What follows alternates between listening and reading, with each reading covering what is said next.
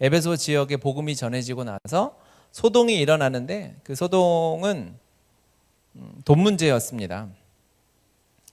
복음이 한 사람이든 한 지역이든 떨어졌을 때 드러나게 되는 문제는 그 지역의 가장 연약함, 한 사람의 가장 부족한 부분, 약한 부분, 그런 부분이 드러나게 되는 거죠. 우리가 금식해서 우리 안에 먹을 게 떨어지면 평소에 안 좋았던 부분부터 막 아파지고 그러지 않습니까?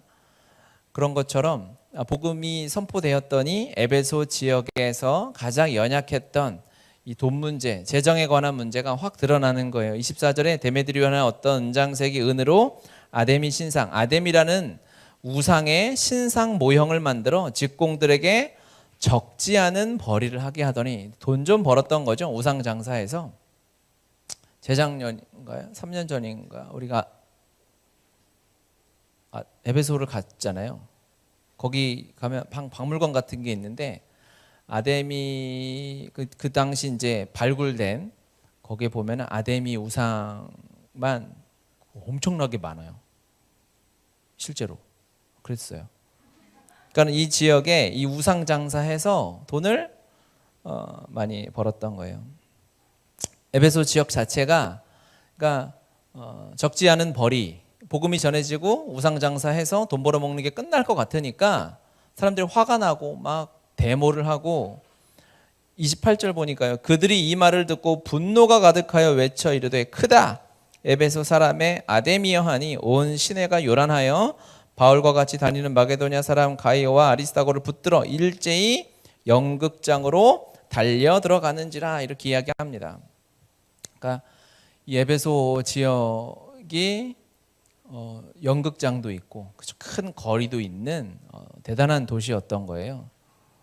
지금 이제 소아시아 7교회 중에 첫 번째 교회가 요한계시록에 나오는 에베소지 않습니까? 그 에베소 지역에 우리가 갔었죠. 가서 에베소 지역이 실제로 어떤지 많이 발굴을 해놨어요. 그 사진을 잠깐 봅시다.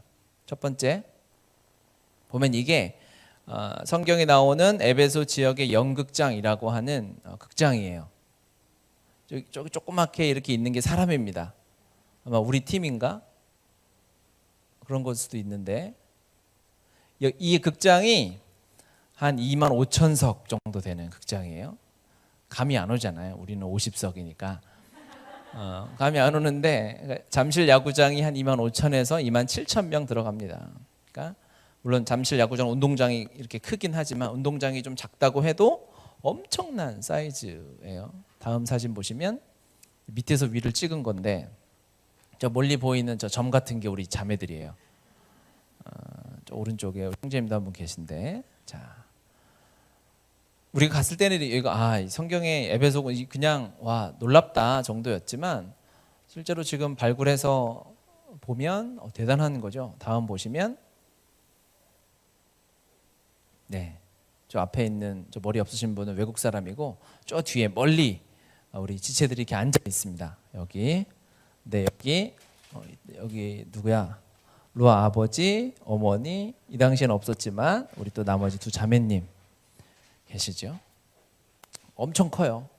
다음 보시면 이제 이 극장에서 우리가 방금 말한 이 거리 다음 사진이 나와야 될 건데 네, 저 거리가 길게 보이죠? 그 당시 2000여 년 전에 저기가 대리석으로 폭이 11m 정도 되는 대리석으로 쫙 깔려 있었던 도로인 거예요. 바닥까지 저 멀리 바닥까지 크게 이어져 있는 그러한 아카디안 가도라고 하는 이 길입니다. 이 길. 그러니까 되게 잘 포장되어져 있고 엄청난. 그러니까 극장 자꾸 넘어가지 말고요. 이거는 네 넘긴 김에 넘기죠. 넘긴 김에 넘기면 이게 그 당시 이제 도서관, 셀수스 도서관이라고 하는 에베소에 2000년 전에 도서관이 있었다는 거예요. 최소 책이 한 12,000권 정도는 소장되어 있었던 것으로. 원래 올해 우리가 에베소에 갈 계획이었는데 사진으로 만나게 되었네요. 갈 수는 없고. 인구가 에베소에 극장이 2만 5천석이면 인구가 얼마나 많겠습니까? 최소 25만 정도의 인구를 가지고 있는 도시였다. 사람이 힘이에요. 사람이 힘이고 돈이고 자산이고 권세입니다. 인구가 25만이라는 것은 진짜 엄청나게 발전하고 대도시라는 것을 우리가 알 수 있죠. 그래서 저도 보면 뭐 자랑할 게 별로 없잖아요. 이렇게 막 누구 만나고 이렇게 소개하고 얘기하다가 보면 이렇게 집에 결혼하셨어요? 네, 애가 좀 있어요. 어린 넷이에요. 그럼 그때부터 사람이 놀라는 거예요. 아, 제 파워가 있구나.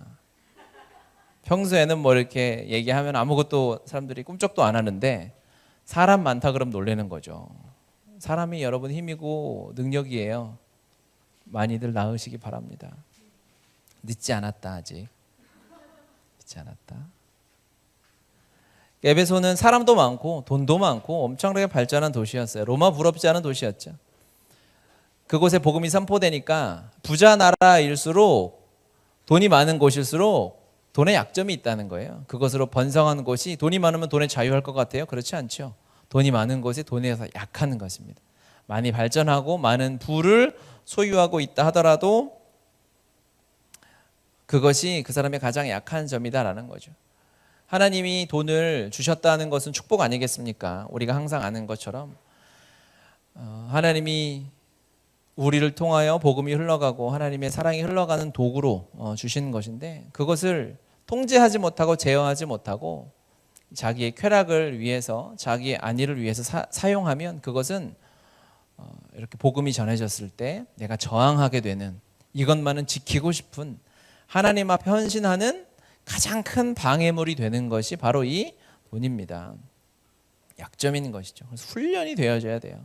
재정은 하나님이 주신 복인데요. 복을 다루는 것은 좋고 아주 우리에게 유용한 것일수록 위험할 수 있어요. 잘 드는 칼은 잘 들지만 위험한 거죠.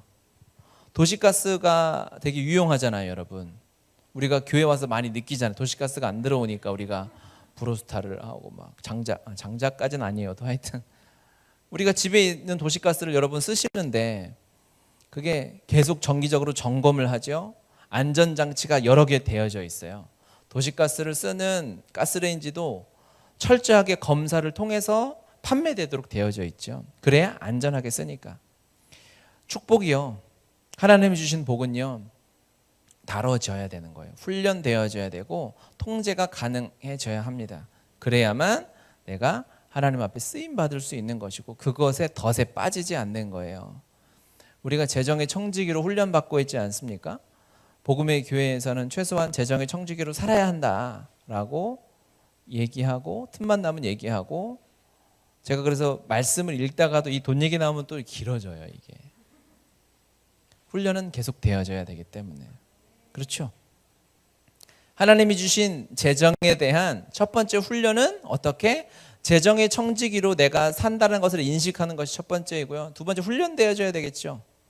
하나님 앞에 이것이 재정이 주님으로부터 왔다라는 헌신과 순종의 예물 드림으로 11조 생활을 함으로 구제를 함으로 그것이 훈련되어지는 거예요. 그게 아니면 아무리 복이 와도 결국 부딪히는 거예요. 복음이 전해지는데요. 에베소 사람 중에 믿는 자가 있어요. 그런데 믿지 않는 자가 있어요. 믿지 않는 자는 왜 안 믿어요? 내 밥줄이 끊기게 생기니까 복음을 거부하는 거예요. 이것이 천박한 삶인 겁니다. 천박한 삶인 거죠. 말씀 고린도 후서 9장 7절 말씀 보면 각각 그 마음에 정한 대로 할 것이요 인색함으로나 억지로 하지 말지 하나님은 즐겨내는 자를 사랑하시느니라. 우리가요 하나님 앞에 드릴 것을 미리 정하여서 훈련하는 것이 하나님 앞에 드릴 것을 미리 떼어놓는 것이 첫 번째 재정의 청지를 하는 첫 걸음입니다. 여유 있어서 넘쳐나서 드리는 사람은 없어요. 그럴 수는 없습니다. 이거는 세상 사람도 그래요. 투자하는 사람들도 그래요. 오늘 아침에 포털에 올라온 기사 하나를 제가 잠깐 봤는데 요즘에 조금 유명한 사람이 저는 이 재정관리, 자산관리 이런 걸 자산 투자는 안 하는데 계속 공부는 해요. 투자할 자산도 없는데 여러분 가르쳐주고 해야 되니까 재정 강의를 또 오래 해야 될 거 아니에요. 그리고 저는 여러분이 다 최소한 복음의 교회 성도다라고 얘기하면 다른 사람들한테 재정 강의를 해야 한다라고 생각해요. 아멘 안 할 줄 내가 알았어요. 제 시나리오에도 아멘이 없어요. 아멘이 없지만 그 정도 훈련 그리고 그 정도로 서서 다른 사람들에게 야, 이 재정에 하나님이 주신 돈이 축복이다, 은혜다, 이걸 흘려보내면 그것이 얼마나 기쁘고 감사한 삶인지 증인으로 살아야 한다고 생각합니다. 그렇죠? 자산 관리 중에 요즘에 존 리라는 그 어떤 회사 대표가 되게 뜨더라고요. 그 사람이 인터뷰한 거를 제가 잠깐 따왔어요. 한번 볼까요?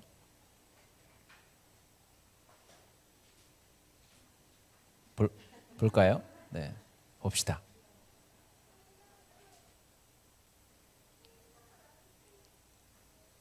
없는데 어떡합니까? 여유 자금은 다 쓰고 남는 게 여유 자금이 아니에요. 쓰기 전에 만드는 게 여유 자금이죠. 내 미리? 노후를. 그렇죠. 내가 월급이 200만 원이건 100만 원이건 10%는 내 노후를 위한 거다.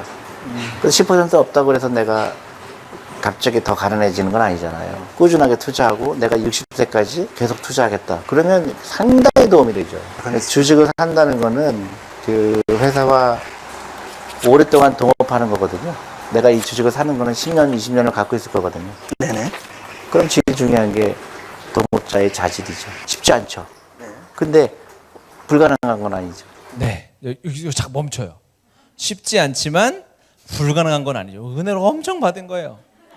이 사람은 투자하라 이거예요. 주식에 투자해라. 뭐 그것도 자산을 그리스도인이 지혜롭게 자산 관리를 해야죠. 그렇죠? 이게 이 자체가 뭐 악한 건 아닌데 먼저 하나님 앞에 내가 하나님의 나라를 위하여 선교를 위하여 구제하기 위하여 교회를 위하여 드리는 것은요, 여러분 쉽진 않지만 불가능한 건 아니다는 거. 처음에 어떻게 시작하죠?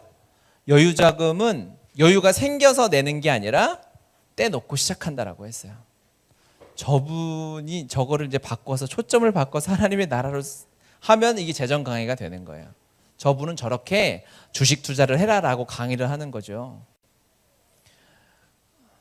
우리의 재정 생활이 점검되어져야 합니다, 여러분. 하나님의 나라는 액수가 아니라 비율이라고 했어요. 그러니까 하나님이 인당 얼마를 내라가 아니라 비율로 정해 주신 거예요. 11조를 해라. 양을 드리고 소를 드리고 없으면 비둘기를 드리고 그래도 부족하면 소재를 드려서라도 주님께 예물을 드려라, 제사를 드려라 라고 이야기하는 거죠. 하나님 앞에 재정은 훈련되고 계속 점검되어져야 합니다. 아멘이죠. 여러분 그렇지 않으면 무너지는 거예요. 한순간에 돈에 휩쓸려 가 있는 것이죠. 여기 에베소 사람들의 삶이 그대로 드러납니다. 그래서 이분이 그냥 자기가 자산 관리하는 사람으로서 이 앞에 단어는 뭐냐면 신용카드 쓰지 마라 라는 얘기를 해요. 신용카드 같은 건 필요가 없다. 이어서 나올라나? 한번 틀어볼까요? 틀어보세요. 플레이. 없는데 어떡합니까? 아니 여유 자금은 다 이를 쓰고 다시 남는 게 틀면 여유 안 되고 자금이 아니에요. 이를 들어야 돼. 이를 쓰기 전에 만드는 게 여유 자금이죠. 이렇게 하지 말고 옆에 살짝 그렇죠. 그 옆에 이가 나오네. 이가 나오네. 그렇죠. 어떤 영향을 주는 거죠? 왜 신용카드가 가난하게 만들죠, 사람을? 예를 들어서 부자들은요, 이 에셋을 살라고 그러죠. 에셋. 주식을 사는 거는 내가 에셋을 사는 거죠. 그러니까 자산이라는 건 뭐냐면 시간이 지날수록 커지는 거예요. 네. 근데 가난한 사람들은 크레딧 카드를 써서 내가 백화점에서 물건을 사면 부채를 사는 거예요.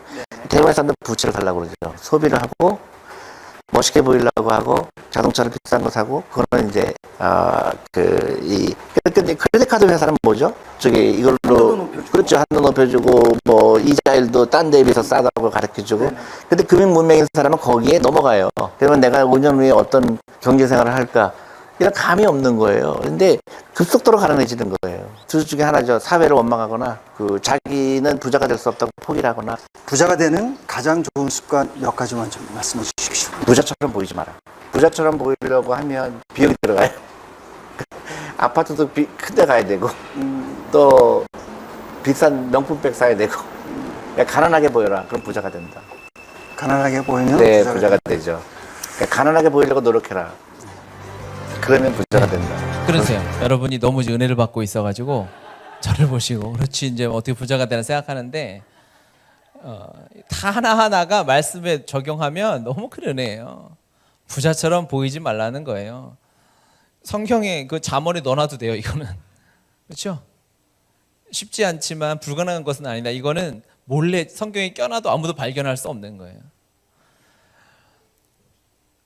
세상 사람도 돈 벌기 위해서, 돈 많이 벌고 부자 되기 위해서 이렇게 훈련하고, 저 사람이 엄청나게 부자인데도 택시 타고 다니고 버스 타고 다니고 이러도 자기 차가 아직도 없대요. 차를 사는 것 자체가 계속 큰 돈을 쓰고 그 돈이 이제 깎여 나가는 거니까 그렇게 얘기를 하면서 하더라고요. 세상 사람도요, 돈 많이 벌려고 얼마나 훈련하고 노력하는지 몰라요. 자기 것을 내어놓고 미래를, 이 사람들은 미래에 대한 두려움이 있으니까, 그렇죠. 그러니까 미래를 보장하고 노후 보장을 하기 위해서 이렇게 살아가는데, 여러분 하나님의 나라를 꿈꾸고 천국을 유업으로 받아서 누려야 할 그 훈련이 되어져야만 하나님의 은혜가 우리를 통해서 열방으로 흘러가게 될 텐데, 훈련되지 않고 노력하지 않으면, 내가 하나님의 말씀 앞에 내 재정의 삶이 깨어져 있지 않으면 어려운 것입니다. 어떻게 되냐면 27절 말씀 볼까요? 같이 27절. 우리의 이 영업이, 같이 읽겠습니다. 우리의 이 영업이 천하여질 위험이 있을 뿐 아니라 큰 여신 아데미의 신전도 무시당하게 되고 온 아시아와 천하가 위하는 그의 위엄도 떨어질까 하노라 하더라. 이 사람들이 결국 뭐라고, 우리의 이 영업이 천해진다. 명성이 떨어지고 사람들이 천하게 볼까 봐 이게 두렵다라는 거죠. 복음이 전해지고 나면. 왜 그럴까요? 그들의 마음 안에 이게 돈을 추구하고 돈의 가치를 따라 사는 삶이 얼마나 천한지 알고 있는 거예요. 그러니까 이 마음에 이게 다 잠재되어 있는 거죠. 그래서 복음이 이게 무슨 얘기냐면, 부자한테, 빌 게이츠한테 너 거지냐 이렇게 해봤자 상처를 받지 않잖아요. 전혀 상처가 될 수 없어요.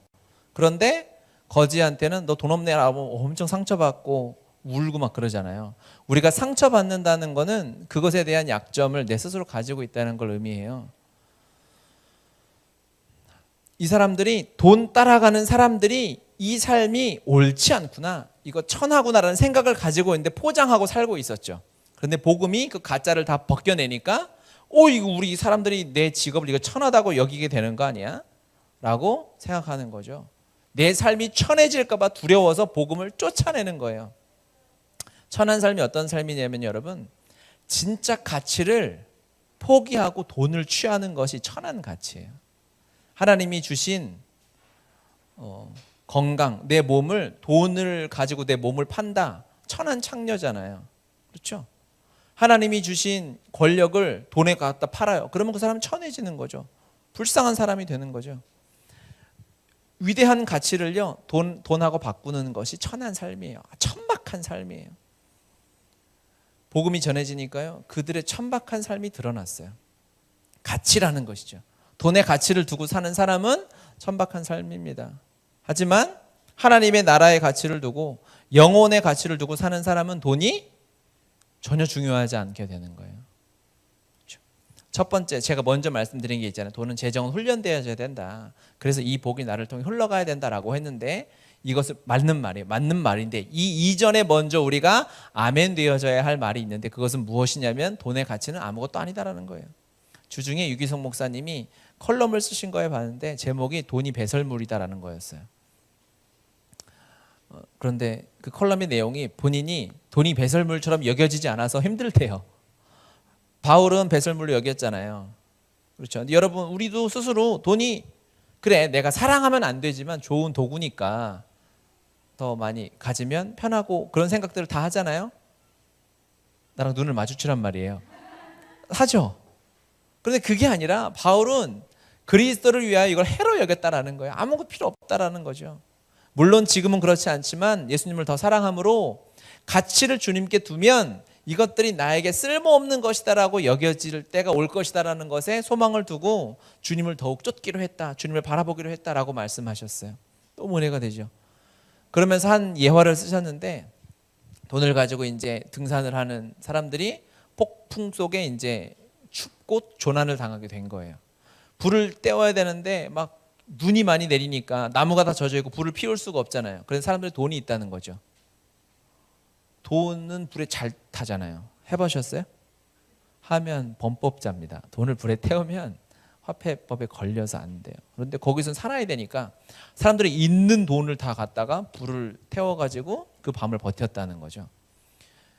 거기서 만약에 추운데 야 돈은 지켜야 돼라고 얼어 죽으면 이거는 바보 같은 천박한 삶 아니겠습니까? 그렇죠? 마찬가지입니다. 폭풍이 쳐서 옛날 영화 이런 거 있잖아요. 막 금괴를 싣고 가는 배가 막 태풍을 만났어요. 그러면 가장 무겁고 중요한 금괴를 다 바다에 버리잖아요. 가치가 생명에 있으면 그 나머지 것은 해가 되는 거예요. 가치가 예수 그리스도면 그 배에 가득 찬 금이 해가 되는 거죠. 필요가 없는 거예요. 주님이 쓰실 때는 또 주시겠죠. 이 믿음을 우리가 아멘하고 이게 전제되어야 되는 거예요. 그렇지 예수를 믿는 사람은 예수가 전부다라는 거죠. 복음이면 충분하다라는 거죠. 아멘. 이게 아멘 되어지고 이게 내 삶의 실제고 전부면 그 다음에 훈련이 따르는 거예요. 그럼에도 주님이 주시네. 그러면 이게 내 삶에 해가 되지 아니하도록, 내 삶을 더럽히지 아니하도록, 이 배설물이 내 삶을 오염시키지 아니하도록 훈련하고 연단해서 하나님 나라를 위해서 쓰임 받아야 되는 것입니다. 아멘이죠. 따라해 봅시다. 예수 내 전부. 복음이면 충분합니다. 이 고백이 우리의 고백인 줄 믿습니다. 아멘. 복음이 선포돼서 연약함이 드러났고 또 사단의 계략 하나가 드러나는데 25절이에요. 본문 25절 우리 같이 한번 읽겠습니다. 그가 그 직공들과 그러한 영업하는 자들을 모아 이르되 여러분도 알거니와 우리의 풍족한 생활이 이 생업에 있는데 라고 이야기합니다. 이 사람들이 또 풍족하다고 여기는 거예요. 돈도 제법 벌고 하니까. 여러분 풍족한 삶이 어떤 삶일까요? 각자 다 다르겠죠. 풍족한 삶은요 철저하게 상대적인 거예요. 저 사람보다 풍족해, 나는 옛날보다 풍족해라고 스스로 만족하고 안위하고 머무르는 상태가 풍족한 삶이죠. 주님 앞에 감사하는 삶하고는 단어를 같이 쓸 수 있겠지만 이 사람들이 느끼는 이 풍족함과 우리가 주님 안에 느끼는 은혜로 인한 감사함과는 좀 다른 거죠. 이 사람들은 지금 그냥 사는 게 너무 좋은 거예요. 그냥 이 돈이 내가 이렇게 살 수 있다는 것이 행복하고 지금 이대로가 좋사오니 라는 말을 풍족한 삶이다 라고 표현하고 있어요. 주님이 그것을 경고하십니다. 신앙생활은요 지금 이대로가 좋사오니 라고 만족하고 사는 삶은 아니에요. 절대 아닙니다. 아무리 큰 은혜를 받아도 주님 앞에 항상 목마르고 더 성장하고 싶고 더 주님이 갈망이 되는 것. 아멘. 그것이 그리스도인의 삶인 거예요. 세상은 그냥 이 세상의 가치로 엄청난 이 급류로 우리를 저 하류로 그냥 쓸려보내는 거 아니겠습니까? 가만히 있으면 여러분 그럴 때 있지 않아요? 아침에 자다가 눈을 떴는데 저도 영적으로 그냥 잠만 자다 일어났는데 저 멀리 떠내려져 있는 것 같은 마음이 어렵고 낮아질 때가 있어요. 세상이 그런 것 같아요. 그러면 우리가 하나님 앞에 또 오늘도 아침에 일어나면 주님을 향하여 이 물살을 거슬러서 세상의 이 급류를 거슬러서 하나님을 향하여 위로 올라가야 돼요. 이게 쉬운 게 아니에요. 전력을 다해야 돼요. 그렇게 올라가야 되는 거죠. 힘을 써야 되는 모든 힘과 노력을 다해서 한 걸음 한 걸음 세상이 가는 방향과 반대로 걸어가야 됩니다. 그것이 그리스도인의 삶이다. 우리 리더들이 살아야, 순장들이 살아야 할, 성도들이 살아야 할 삶이다라고 생각해요. 다음 사진 하나 띄워줘 보실래요? 자, 우리 뱃사공 왔죠? 낚시꾼. 이 무슨 생선인가요? 오, 연어입니다, 여러분. 연어. 역시 고기는 못 잡아도 낚싯대가 있기 때문에 고기를 잘 알고 있어요. 연어입니다, 여러분. 연어. 이걸 모르실까봐 다음 사진 보여주시면 잘 알겠죠? 연어입니다. 연어. 맛있는 연어. 연어가 민물에서 태어나서 물살에 흘러가가지고 바다에서 한 4년 산다 그래요. 그렇죠? 그리고 이제 생식을 해야 되면 새끼를 낳아서 이제 하려면 다시 자기가 살던 곳으로 돌아온다고 하죠. 아무리 이 헤엄을 잘 쳐도 이 물살을 거슬러서 올라가는 것이 굉장히 힘든 일이라 그래요. 그래서 자기가 태어났던 그 강이나 그 하천으로 온 힘을 다해서 이 연어가 바다에서 잘 살다가 가는 거예요. 그 급류를 거슬러서 올라가서 그곳에서 이제 알을 낳기 위해서 생식을 하고 그냥 죽는 거예요.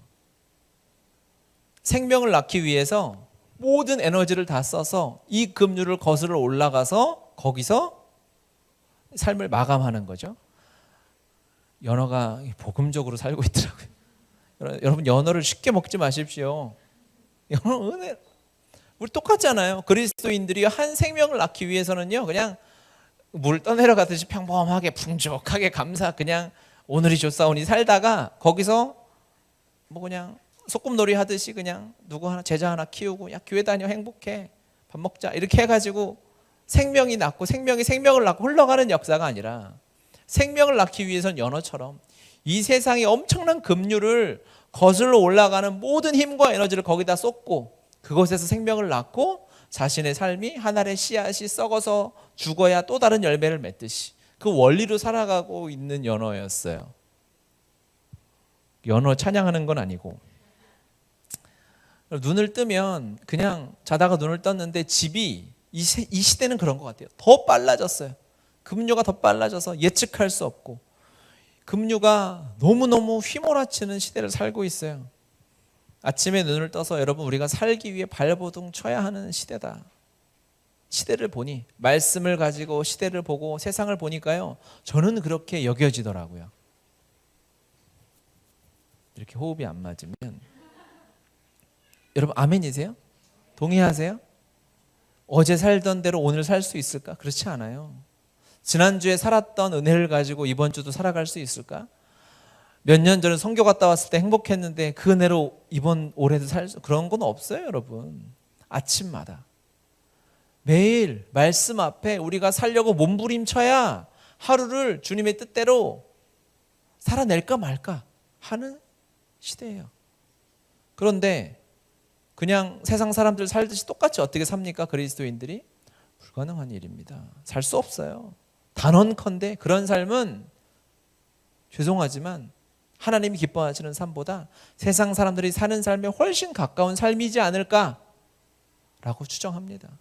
단언하는 건 아니에요. 여러분 자존심이 있고 하니까 아침 일어나는 말씀으로 사시기 바랍니다. 큐티하세요. 큐티하세요. 그거는 우리가 살아야 할 당연한 이유예요. 그렇지 않고선 그리스도인이 하나님의 뜻대로 살기 어렵습니다. 큐티는 말씀을 잘 읽고 혼자 10분, 20분 생각하는 것으로 큐티가 되는 게 아니죠. 적지 않으면 큐티는 내 것이 되지 않습니다. 제가 20년 해보니까 알겠어요. 저도 안 적을 때 있었죠. 안 돼요. 그래서 제 큐티가 아니에요. 그런데 그래도 제가 적으니까 그것이 은혜가 되고 또 적을 때 또 다른 은혜가 있어요.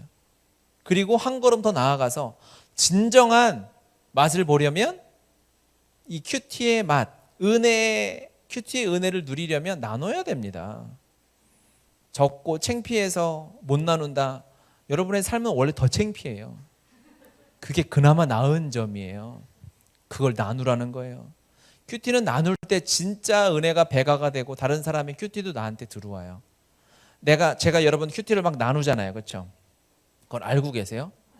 뭐야 오늘 또 뭐가 올라왔네? 이렇게 지우지 말고 제가 나눌 때 여러분 누가 그 제 큐티 은혜를 받는 줄 아십니까? 큐티를 나누는 사람이 은혜를 받습니다. 아 목사님 글 이상하게 쓰고 왜 이래? 라는 것은 여러분이 큐티를 안 해서일 확률이 높습니다. 제가 엉터리로 쓸 때도 있을 수도 있지만 그럴 때도 제법 있지만 하나님의 말씀을 묵상하고 그것을 가지고 나눌 사람이 없어요? 그럼 저한테 1대1로 나누세요. 부담스럽습니까? 나누세요. 여러분 말씀은 나눠야 내 것이 돼요. 말씀으로 살아가야 합니다, 여러분. 아멘이죠? 다 동의하시죠? 이제 7월의 마지막 주고 이제 8월, 8, 9, 10, 11, 12 5개월 남았어요. 5개월. 이제 8월의 시작을 이제 휴가철이고 덥긴 하지만 우리가 지금 그럴 때가 아니죠. 다시 쉬는 시간도 있고 휴가도 가시겠지만 다시 영적으로 주님 앞에 좀 새롭게 시작하는 달이 되어야 되겠다라는 생각이 들었어요. 그래서 우리가 작년 말에 새해 헌신했던 거, 헌신 서약서 같은 것도 제가 다 스캔해 놨잖아요. 그런 것도 한번 보여드리고, 북한을 위해서 또 재정에 헌신했던 거, 하나님 앞에 다음 세대 선교환금 작정했던 거, 그것도 내가 얼마나 엉터리인지도 좀 보여드리고 해서 우리가 다시 주님 앞에 남은 5개월을 새롭게 시작하는 시간이 되었으면 좋겠다. 아멘이시죠? 아멘입니다. 아멘. 복음이 전해지고 이렇게 믿지 않는 자들, 세상 사람들이 또는 주님을 안다 하고 하나님을 섬긴다 하지만 부족한 삶을 살고 있던 사람들의 연약함이 다 드러나게 되었어요. 바울은 21절 같이 보겠습니다. 이 일이 있은 후에 바울이 마게도니아와 아가야를 거쳐 예루살렘에 가기로 작정하이로되 내가 거기 갔다가 후에 로마도 보아야 하리라 하고. 아멘. 그러니까 이 바울이 로마도 보아야 하리라 라는 고백, 이것이 무슨 말일까? 어떠한 뜻이 있을까? 묵상해 보게 되었어요. 첫 번째, 바울이 지금까지 살아오면서 봤던 삶은 복음을 전하니까, 오늘 제목이 세상에 소동을 일으킨다고 했잖아요. 세상에 막 평범하게 잘 살고 있던, 적지 않은 벌이를 가지고 풍족한 생활을 살고 있던 사람들의 삶에 요동치는 거예요. 그들의 삶에 지진이 일어나는 것을 보게 되는 거죠. 복음이 세상에 소동을 일으키는구나. 그래서 바울은 알았던 것 같아요. 이 복음의 능력이 있구나. 우리가 믿는 예수님이 진짜구나. 이거 기도가 장난이 아니구나. 그래서 로마에 가서도 그것을 보고 싶었던 마음이 있었던 것 같습니다. 여러분, 우리의 복음은 능력이 있습니다. 삶을 변화시킵니다. 우리를 새롭게 합니다. 말씀으로 우리의 삶이 새로워지고 우리의 기도는 능력이 있어서 사람을 살립니다. 어떠한 환경과 어떠한 절망 가운데 있어도 기도하면 반드시 응답이 됩니다. 아멘. 우리가 지난주에 감격스러운 예배를 드렸잖아요. 교회 창립 이후 최초로 꽃바구니, 꽃다발도 한 건 없는 것 같은데 꽃바구니도 전달하고, 그 이단의 마수에 사로잡혀서 청춘을 다 바친 20대가 송두리째 날아가 버린 한 영혼이 주님 앞에 돌아와서 하나님의 자녀를 인정하고 고백하고, 그래서 기념사진도 찍었다 그러네요. 보셨어요? 저는 못 봤는데 여기서 저는 어렸을 때부터 알았지 않습니까? 이단에 신천지 빠지기 전부터 자매를 알았으니까. 그리고 우리 연아 집사님이 그 수년간을 눈물로 고통 가운데 보냈던 그 삶을 제가 아니까, 제가 기도 응답을 보고 여기서 감격스럽게 눈을 마주치고 예배를 하고 깨달은 건 뭐냐면, 제 마음을 하나님 돌아보게 하셨는데, 첫 번째는 제가 기도는 했었는데 제 안에 기대감이 별로 없었던 것 같아요. 하루 이틀이 아니라 여러분 7, 8년을 넘게 그 시간을 보내고 있으니까 기도하고 위로는 하고 했지만 과연 될까? 라는 생각이 제 안에 별로 없었다는 것이 제가 보게 됐어요. 기도하면서도 이게 상황이 너무 어려우니까, 이게 과연 될까 싶으니까, 사단의 견고한지 너무 강력하니까. 그런데 이번에 하나님께서 수진이를 돌아오게 하시면서 깨닫게 해주시는 것은 기도하면 되는구나. 특히 영혼 구원에 있어서 하나님이 그 영혼을 사랑하시고 그 영혼을 위하여 십자가를 허락하신 것이 사실이라면, 하나님이 그 영혼을 위하여 대가 없이 비참하게 돌아가신 것이 사실이라면 그 영혼이 돌아오겠구나. 그것에 대한 확신이 믿음이 생겼어요. 그러니 흔들리지 않겠더라고요. 그래서 우리 지체들이 기도하고 있는 모든 기도 제목 가운데, 특히 가족 구원을 위해서, 내가 품고 있는 친척들 영혼 구원을 위해서는 하나님이 반드시 응답하실 것입니다. 기도는 능력이 있어요. 기도를 시작하셨죠? 아멘이시죠? 그러면 이제 여러분이 기도 응답을 언제 받을지 카운트하는 삶을 사는 거예요. 기도 1일째 아직 응답이 안 되는, 2일째 되려나? 이게 오래되면 오래될수록 이 응답이 짜릿한 거예요. 이 1000번의 기도 응답을 받은 조지 밀러가 맨 마지막에 응답받은 그러니까는 기도 응답 받은 책이 있어요. 그런데 거기서 저 기억이 하나도 안 나고 맨 마지막에 응답받은 것만 기억나요. 그 사람이 한 영혼을 위해 기도했는데 죽을 때까지 기도 응답이 안 됐는데 죽고 나서 장례식장에 설교 듣고 주님 믿게 된 거거든요. 하나님이 큰 기쁨과 감격을 허락하시기 위해서는 약간 주님, 우리 주님 드라마틱하시지 않습니까? 시간을 끄시는구나. 두려워하지는 말아라라는 거죠. 우리가 기도하면서 견디기 힘든 점은 있을 수 있지만 이게 안 되면 어떡하지라는 생각은 이제 넣어버리고, 하나님이 언제 응답하실 것인가, 이 기도의 능력이 언제 실제로 드러날 것인가를 기대하면서 우리가 기도하며 살아야 합니다. 하나님의 뜻에 합당한 기도, 하나님의 마음을 움직이고 하나님의 마음이 담겨있는 영혼을 위한 기도는 우리가 반드시 하나님 앞에 응답될 줄 믿습니다. 아멘, 아멘이죠. 그래서 제가 우리 지체들의 기도 제목을 보면서 하나님이 다 응답하시겠구나. 특히 부모님이 믿지 않는 경우, 부모님이 믿음이 없는 경우 너무 안타까운 거예요. 왜냐하면 언제 이 세상에서 삶이 끝날지 모르니까 주님 앞에 제가 결심하면서 작정하면서 기도했어요. 주님, 우리 사랑하는 지체들, 부모님들, 어르신들 천국 보낼 때는 제가 보내겠습니다. 담임 목사니까. 이해가 되세요? 제 손으로 천국으로 올려보내. 저는 사실은 목사지만 장의사거든요. 그렇죠? 마지막 천국 가는 길은 그거 하라고 제가 있어요. 모든 어떠한 사역에서도 우선되는 것이 성도가 돌아가서 천국으로 보낼 때는 우리가 박수치면서 환영하는 거죠. 환송하는 거 아니겠습니까? 그 기도를 했어요. 하나님, 우리 사랑하는 지체들의 부모님들은 제 손으로 주님 품 안으로 옮겨드리게 해 주십시오. 이러면서 전투력이 올라가는 거죠. 절대 타협하지 않고 사랑하는 모든 가족들, 믿지 않는 가족들은 반드시 천국으로 올라가게 될 것입니다. 하나님이 우리의 기도는요, 장난이 아니에요. 무서워요. 기도하면 주님이 일하신다고 하셨어요. 근데 하나님이 우리의 기도를 기뻐하시고 우리의 기도를 흘려보내는 기도, 심지어는 기도를 하기가 어려워서 신음처럼 내뱉는 기도도 하나님이 다 들으신다는 거죠. 할렐루야. 바울이 그 능력을 알았기 때문에 로마에서도 보고 싶었던 거예요. 그래서 여기 21절에 보니까 로마도 보아야 하리라 라고 있잖아요. 거기에 저는 괄호를 쳐봤어요. 로마도 보아야 하리라가 아니라 로마에서도 기도의 능력을 보아야 하리라. 로마에서도 하나님의 역사를 보아야 하리라. 왜 그랬을까요? 바울이 사역을 해보니까 자기는 복음을 들고 선교사처럼 가지 않습니까? 갔더니 이미 하나님의 역사가 있는 거예요. 하나님의 역사가 나타나는 거예요. 그 역사는 언제 나타나는 줄 아십니까? 하나님이 다 준비해 놓으셨던 거예요. 바울이 대단해서가 아니라 바울을 보내신 하나님께서 야, 너 배신했다가 살인자였다가 돌아왔으니까 너 열심히 해봐가 아니라 준비를 다 해놓으셨어요. 그리고 바울이 갔더니 거기에 브리스길라와 아굴라가 있고, 바울이 갔더니 에베소에서 하나님의 역사가 나타나고, 그 사람들의 마음 가운데 이미 천한 거 아닌가, 돈을 사랑하는 마음, 그 죄악된 마음들이 다 자리 잡고 있고 복음이 전해지니까 거기서 드러나는 거 아니겠어요? 하나님의 일은요, 하나님의 사역이라고 하는 것은 우리가 주님을 위해서 무엇을 하는 것이 아니구나, 그곳에 갔을 때는 하나님의 은혜를 발견하는 것인 거죠. 바울이 로마도 보아야 하리라라는 것은 로마에서도 하나님의 준비하심을 보아야 하리라, 로마에서도 하나님의 은혜를 보아야 하리라 라는 것이죠. 여러분이 살아가는 모든 삶에 하나님은 다 준비해 놓으셨어요. 전능하시다라는 것은요, 우리의 문제 해결사가 아닌 거예요.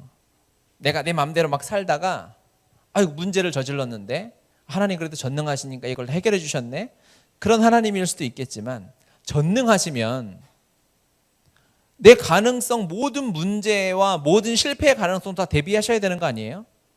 그렇죠? 하나님 전능하시다니까요. 그리고 우리의 생각이 너무 100가지 1000가지잖아요. 여러분의 마음이 갈대잖아요.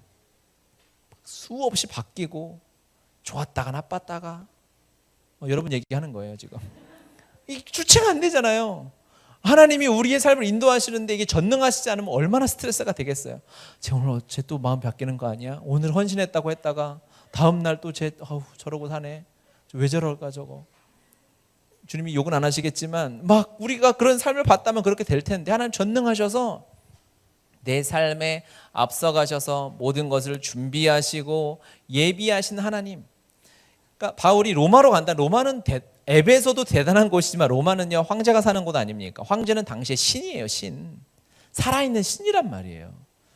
그곳에서도 복음을 전해서 바울이 깨달은 거죠. 내가 가기만 하면 하나님의 은혜가 보이네. 그러니까 질를수록 자기는 기쁜 거지. 로마에서도 하나님의 준비하심을 보기 원했던 겁니다. 로마에서도 하나님의 은혜를 보기 원했던 거예요. 왜? 그곳에도 하나님의 은혜는 흐르고 있었어요. 창세부터 흐르는 은혜는 그곳에도 있는 줄 믿습니다. 하나님이 여러분을 가정에 보내셨어요. 예배 말씀은 가정으로 돌아가실 거죠. 방황 많이 하지 마시고 돌아가시기 바래요. 돌아가시면 왜 보내실까요? 우리를 더 좋은 곳으로 보내시려면 천국으로 보내시는 게 제일 행복한 거 아니에요? 여러분 할렐루야. 우리 예배가 마지막 예배고 하늘나라에 우리가 다 같이 올라가면 가장 행복하고 복된 삶 아니겠습니까? 천국은 비교가 안 되는데 그럼에도 불구하고 주님이 그거를 아심에도 불구하고 여러분을 천국으로 아직 보내시지 않고 데려가시지 않고 가정으로 보내세요. 직장으로 보내세요. 사업장으로 보내세요. 친구들 모임 가운데로 보내시고 학교로 보내십니다. 왜 보내실까요? 은혜를 보라는 거예요. 하나님의 역사하심 거기 있다는 거예요. 너를 그냥 보낸 게 아니라 보내기 전에 준비 다 해놨다.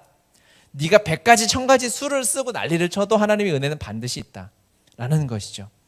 여러분 그래서 따라해 봅시다. 로마도 보아야 하리라. 아멘이죠. 여러분 그러면 거기 로마에다가 여러분의 이제 그 전쟁터가 있을 거예요. 하나님의 역사가 일어나는 터가 있을 겁니다. 거기를 넣는 거죠. 내 가정에서도 보아야 하리라. 보아야 하리라 앞에도 뭘 하나 넣으면 좋겠죠. 은혜를 보아야 하리라. 응답을 보아야 하리라. 하나님의 살아계심을 보아야 하리라. 기적을 보아야 하리라. 할렐루야. 주님의 일하심은 하나님의 열심은 끝이 없습니다. 또 지난주 큐티 말씀 하나 또 함께 나눠야죠. 이사야 9장 7절 읽겠습니다. 그 정사와 평강의 더함이 무궁하며 또 다윗의 왕자와 그의 나라에 군림하여 그 나라를 굳게 세우고 지금 이후로 영원히 정의와 공의로 그것을 보존하실 것이라. 만군의 여호와의 열심히 이를 이루시리라. 아멘. 하나님이 이루시겠다라고 하십니다. 시작을 하셨다는 거죠. 시작하신 분이 반드시 끝내실 줄 믿습니다. 하나님의 은혜는 시작되었습니다. 하나님이 미리 준비하고 계신다는 것이 성경의 단어로 은혜인 거예요. 내가 하기 전에, 내가 구하기 전에 이미 되어져 있는 거죠. 나는 죄인이어서 예수 그리스도를 구하기 이전에 주님이 십자가 갈보리 은혜를 다 준비해 놓으신 것처럼 내 가정에서 삶에서 은혜를 준비해 놓으시고 응답을 준비해 놓으신 줄 주님이신 줄 믿습니다. 이번 한 주간도요 하나님의 은혜와 그 준비하심을 누리며 살아가는 우리 지체들 되시길 바랍니다. 우리 찬양합시다.